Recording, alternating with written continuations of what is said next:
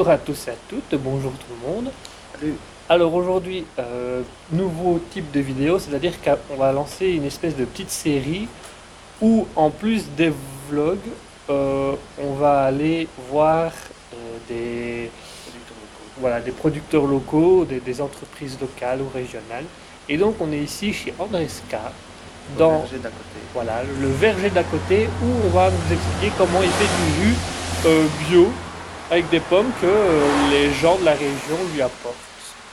Et donc on va aller voir tout de suite Monsieur Sky, on va un petit peu en apprendre davantage sur la construction de jus bio. Alors l'aventure du verger d'à côté a commencé il y a 8 ans. Alors ici on presse principalement des anciennes variétés de Jean Blou, c'est-à-dire que beaucoup de particuliers qui ont des pommes sont branchés variétés de Jean Blou parce qu'elles sont auto-immunes au niveau des maladies. Donc elles ont une floraison un peu plus tardive et elles ne sont pas, comme ce ne sont pas des pommes prêtes dans le commerce, on ne va pas chercher le calibre, on va chercher simplement les saveurs.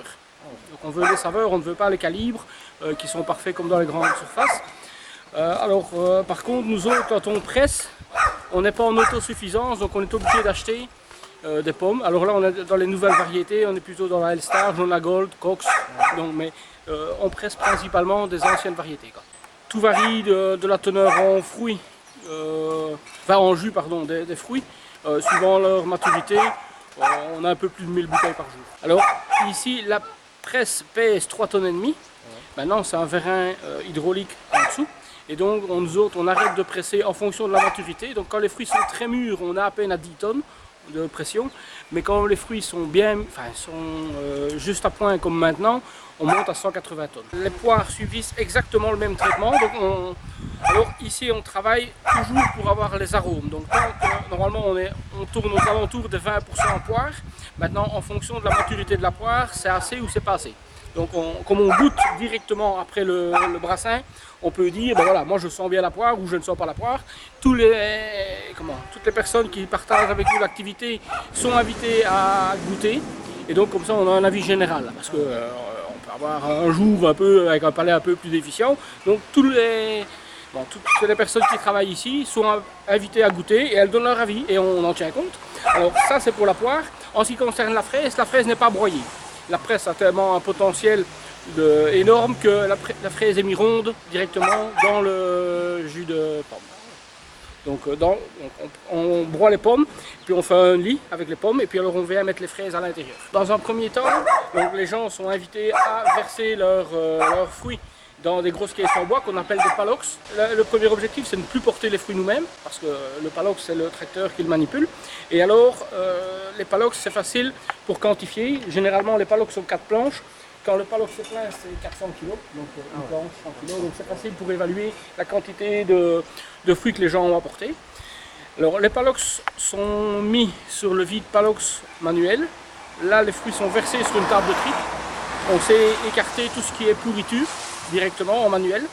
Alors il y a le bac à déchets, donc les fruits qui ne conviennent pas pour le jus sont écartés. Alors les fruits qui conviennent tombent dans un bain, sont aspirés par une vis sans fin et sont broyés. Alors on construit nous autres sur le pressoir un building de pommes.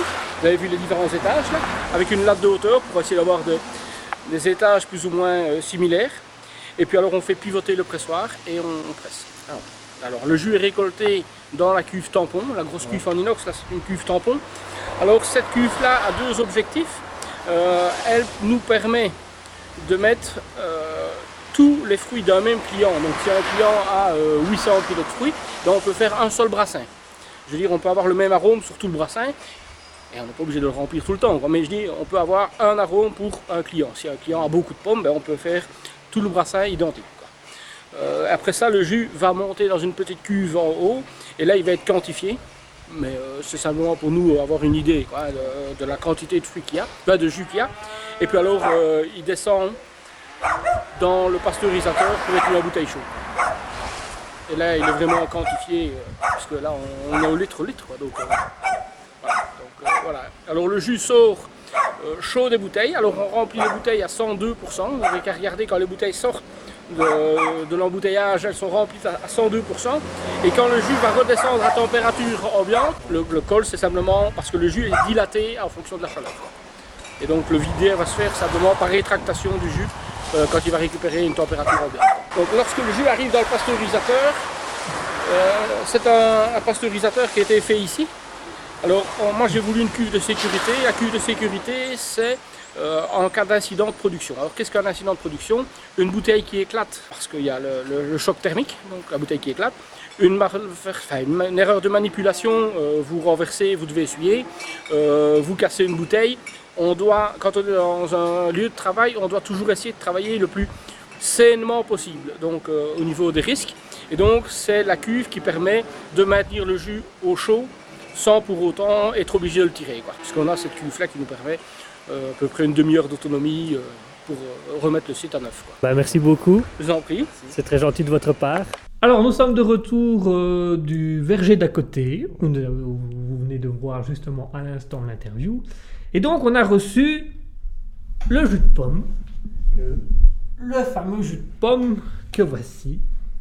Il a une belle couleur, il est bien frais, ouais. Il sort du frigo. Et pour vous, on va le goûter tendrement. Alors, voilà, on a nos petits verres. Belle odeur déjà. Et il est délicieux. Bien sucré, bien tendre. Ah ouais, ça c'est du vrai. On sent bien le goût de la pomme. Hein. Et du bio en plus. Et du bio, 100% bio. Tout revenu de mon jardin, enfin du jardin de mes parents.